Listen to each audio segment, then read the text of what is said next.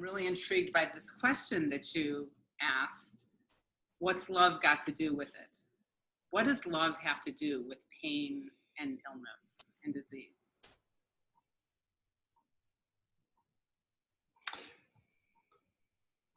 From my experience, the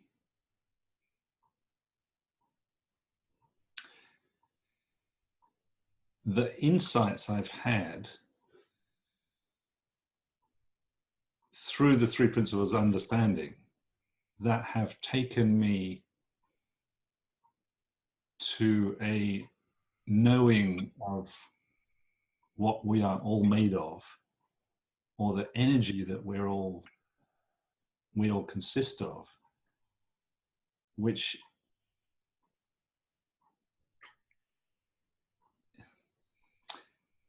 I mean, love for me is just a word, but the insights that I've had that have pointed me towards that knowing that we are made of love has been, every time I've touched that place, I have had a physical shift. There's something that has shifted energetically in my body for the better. And sometimes those shifts have been very, very powerful, to the degree that where, the day before I was finding it difficult to walk, the next day or straight after the insight, I was practically running down the corridor. And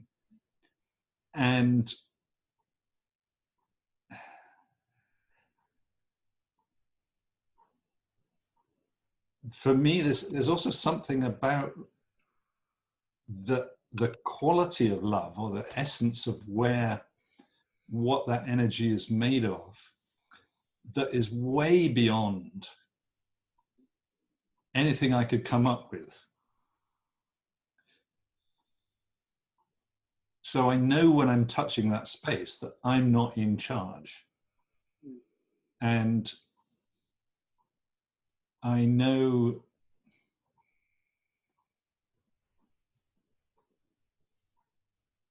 ultimately, I know I'm not in charge of my own healing. And for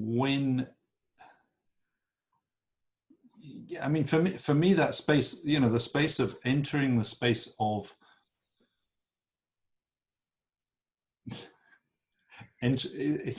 it's not entering the space of love, but it's entering the knowing that we're made of love. For me, is the same place that healing comes from. So it's this, love and healing are the same.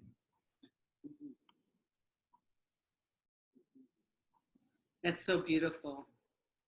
Love sounds like much more than a word to you now.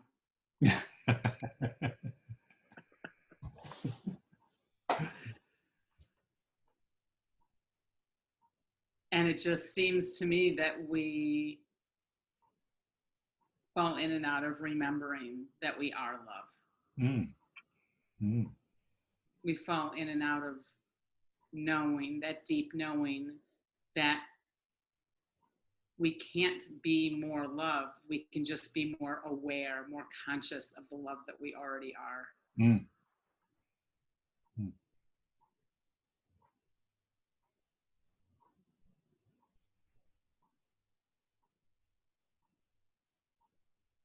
And I remember a time when, like, loving my symptoms, or loving discomfort, or loving parts of me that I didn't really particularly care for, just felt like a foreign concept that I could never wrap anything around. Or nor that I didn't want it to wrap anything around. And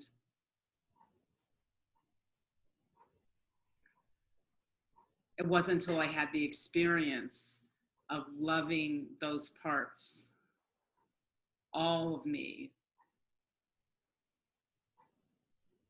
that I had the experience of the change, the transformation of the healing. Mm. I mean, for me, I mean, I think before, as you say, it's down to experience. Before I experience myself or experience the fact of being made of love, before I'd experienced that in a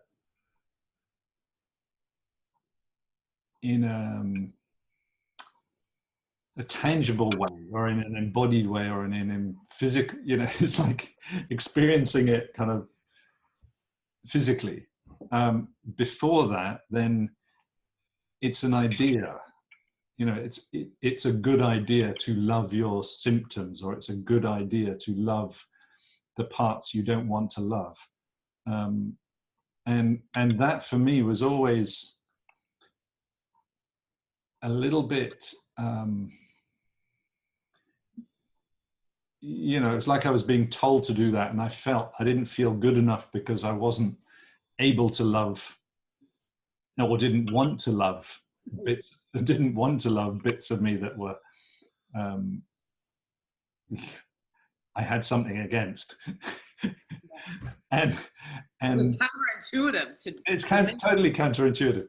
And for me, what's been beautiful is the place of love, or the being love, goes way beyond the specifics. So I don't have to love the bits of me. It's just that the bits of me are no longer an issue. That, you know, it's like you know, when a tsunami comes past a building or whatever, it's, you know, if the symptom is the building, the tsunami is just the tsunami of love. wow. Doesn't have to think about the building. Yeah, that's great. What a great metaphor. Yeah. Right. Because that loving those parts didn't come from like an efforting, a No. process or technique of learning to love them. It came as the tsunami of love. Yeah. Yeah. And yeah, not the, you know, it doesn't have to focus on the particular, because it's unconditional. Right.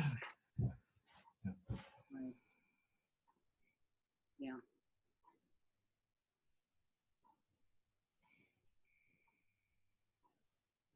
Yeah, I think it's really meaningful to have a distinction between loving the specific, because I don't think that I actually, it was the result of seeing something new. It was a result of a shift in consciousness that I loved those parts. It wasn't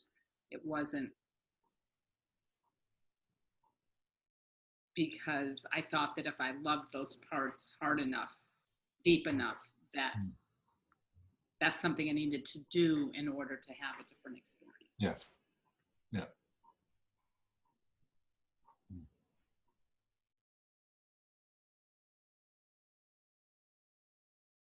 So Mick, I'm really looking forward to exploring what love has to do with pain and illness, with others. Our exploration in our conversations continues to deepen my grounding of this understanding, as well as have an impact on how I experience my own healing journey. And you and I know the power of our small group conversations and the insights that we witness from each other.